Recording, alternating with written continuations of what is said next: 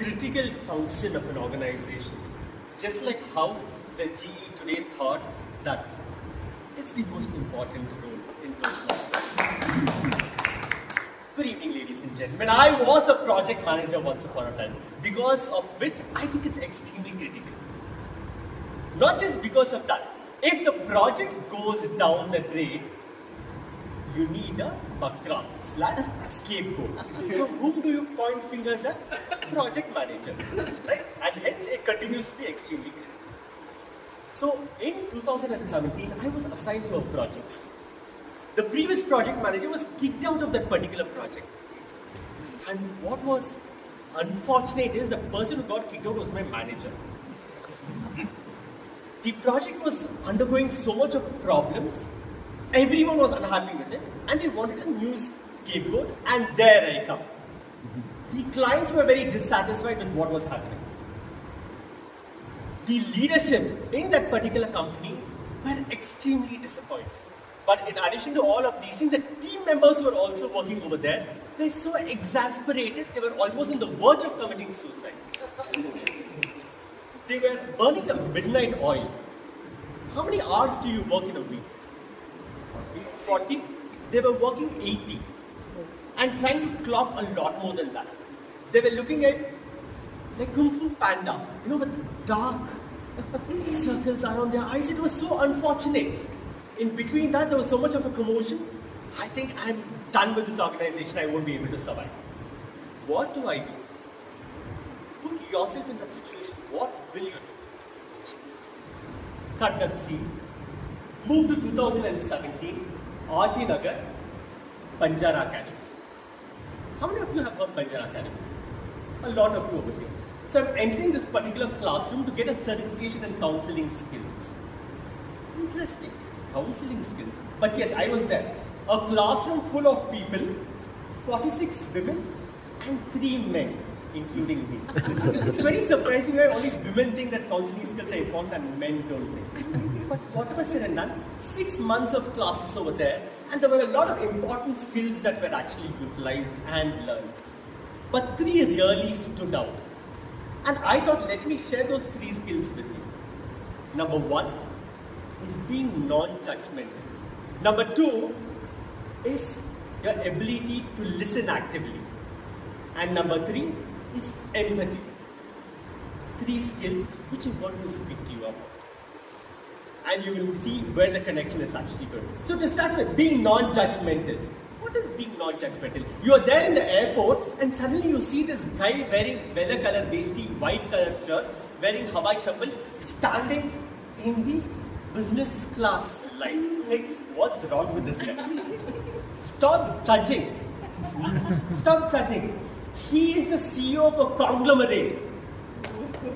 Right? So just looking at him, you end up judging. That's not what you're supposed to do. On a fine evening, on a weekday, you're sitting and working and suddenly you see a colleague of yours get up and leave the office with his bags. This fellow is always like this, he barely does his work. Stop judging.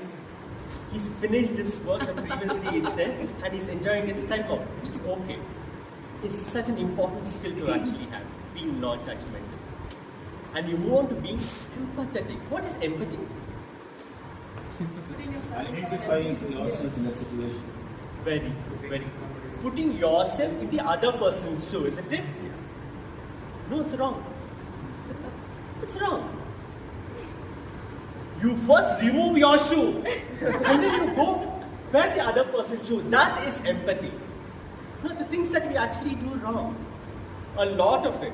To start with, imagine if your friend, your close friend, fails an exam. What do? Paga, parvagilla, maga, next time you will actually pass. No, dude, that's the wrong way to go and deal with the problem. You're not being empathetic. Right? It's sympathy and you're just not bothered about him. I know you've put in a lot of hard work. It is very unfortunate that you have to undergo something like this. Who knows what he actually went through. Right? So there's a lot of difference between sympathy and empathy. And empathy is an extremely crucial element in relationships. Right? And then active listening. Your friend is pouring over the problems over to you and he's like, where do I go for dinner? Right? It's like, you listen, oh yes, I completely agree. But Maka, you know what? My girlfriend's so and so. Are you listening? No, you're not actively listening. It involves a lot of head shake, acceptance, right? A lot of things that we actually miss. Why am I speaking about all of these things to you? Because now that I was equipped with all these skills, I'm like, let's see, can I apply this in my corporate world? The same corporate world which has so much of politics, so much of power, and so much of pain. And I tried amalgamating these two together. So there I am back in the office, trying to apply these things to the clients.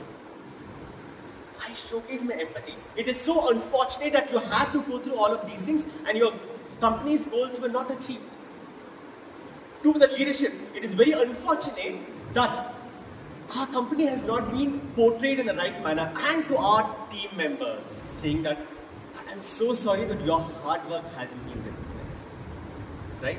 So when we go and showcase all of these skills in your corporate world, suddenly things start changing. There is a lot of hope that people start seeing.